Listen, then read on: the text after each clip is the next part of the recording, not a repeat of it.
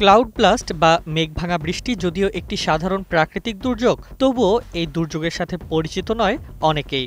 সম্প্রতি পাকিস্তানের একটি অঞ্চলে ক্লাউড ব্লাস্ট বা মেঘভাঙা বৃষ্টির ভিডিও সামাজিক যোগাযোগ মাধ্যমে ছড়িয়ে পড়লে তা নিয়ে শুরু হয় নানান আলোচনা। ওয়ালটন এখন দেশের সীমানা পেরিয়ে পৌঁছে গিয়েছে 50টিরও বেশি দেশে। ওয়ালটন, ঘরে ঘরে, বিশ্বজুড়ে।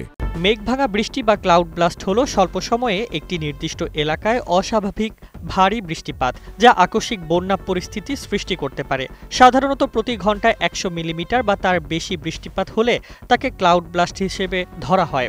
এটি সাধারণত পর্বত বা উঁচু এলাকায় বেশি দেখা যায়, যেখানে বাতাসের গতি কমে গেলে বা দিক পরিবর্তন হলে মেঘের জলীয় বাষ্প ঘনীভূত হয়ে হঠাৎ করে বৃষ্টি আকারে ঝরে পড়ে। পাকিস্তানে সম্প্রতি মৌসুমি বৃষ্টিপাত ও আকস্মিক মেঘ ভাঙনের ফলে সৃষ্ট ভয়াবহ বন্যায় মৃতের সংখ্যা 650 জনে দাঁড়িয়েছে। ভারী বৃষ্টিপাত, ভূমিধসের ফলে দেশব্যাপী এই প্রাণহানি ও ব্যাপক ধ্বংসযজ্ঞের ঘটনা ঘটেছে। গতকাল জিও নিউজের এক প্রতিবেদনে এ তথ্য উঠে এসেছে।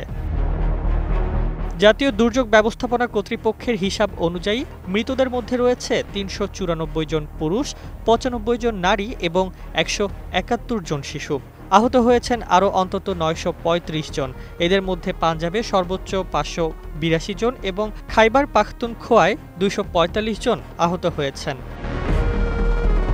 বিশেষজ্ঞরা আশঙ্কা করছেন, ভারী বৃষ্টিপাত অব্যাহত থাকায় বন্যা পরিস্থিতি আরও ভয়াবহ হতে পারে। ফলে প্রাণহানি ও ক্ষতির পরিমাণ বাড়তে পারে এবং কঠিন হয়ে উঠতে পারে দীর্ঘমেয়াদে পুনর্বাসন প্রক্রিয়া।